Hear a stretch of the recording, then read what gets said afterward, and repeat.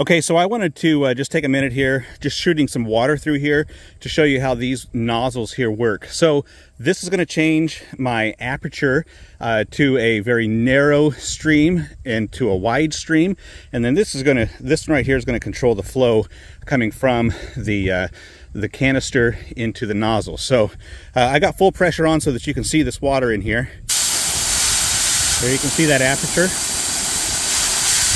open up, then to a narrow stream, and then we can also regulate that airflow right here, just using that dial right there. If you are into painting, crafting, detailing, auto body, and you're painting fenders or doors or hoods or stuff like that, I really think that this little paint gun right here is going to come in super handy for you. Now, this one just uses air, not electricity, and so I want to show you how to get this up and going from right out of the box to painting a board. The first thing you need to know is that this takes a 1/4 inch thread, and so you're going to have an adapter that looks like this, and this is not a typical adapter that comes with your compressor. You may have to buy this separate, and so that is a 1/4 inch thread going to go onto the end of your gun. So the first thing that you're going to do is put on your air regulator, and that's going to be a 1/4 inch thread. This comes with it, and so you're just going to attach that to the bottom side of your gun. So the first thing we're going to do is go ahead and tape these threads so that we don't have any air leaks. Thread tape is provided for you, so you're just going to wrap it around these threads once or twice. So that 1/4 inch chuck is going to go on there, and they do give you tools so that you can tighten everything. On this gun, let me show you a couple of the features.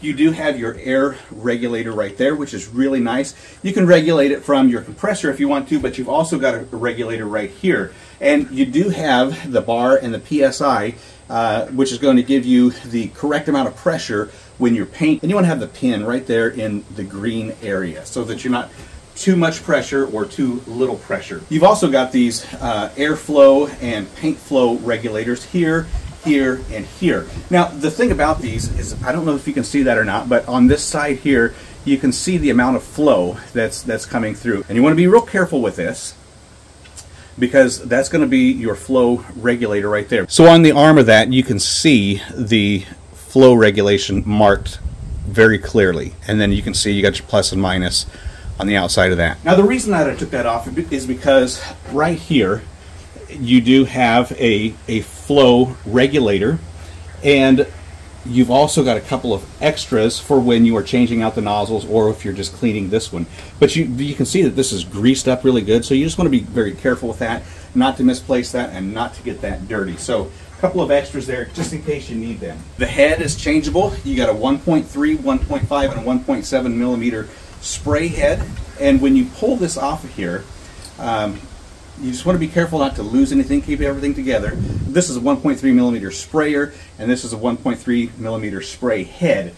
You've also got a 1.5 and a 1.7 millimeter spray head, and those are right here in the package. There's a 1.5, there's a 1.7, and then you do also have the inserts that are going to go in there just like that. So and they're all marked 1.3, 1.5, 1.7, so that you can't lose them or misplace them. You also have, that you could attach if you needed to, an oil and water separator right there. On the product page in the pictures, they have it connected right here where the regulator is, but that doesn't fit with this dial right here. So I would think that it's going to go right on the bottom side of your regulator, and then you can put your adapter on the bottom side of the separator there. And then finally, you've also got a couple of cleaning brushes here. Now this also does have the fluid ounces marked on the side, 5, 10, and 15. You've also got milliliters that are marked here, 100, 200, 300, all the way up to 500.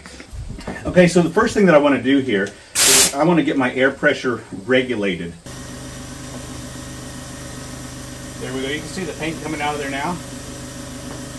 You're just going to have to mess with these dials a little bit until you get to the consistency or the viscosity that works for you. But I think it's very nice.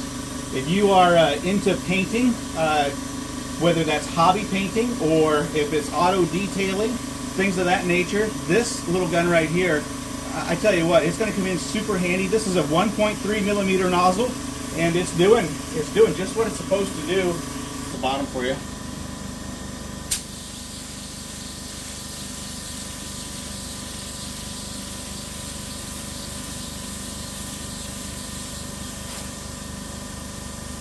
And there we go, we just ran out of paint. So there's the Drizzle air spray gun.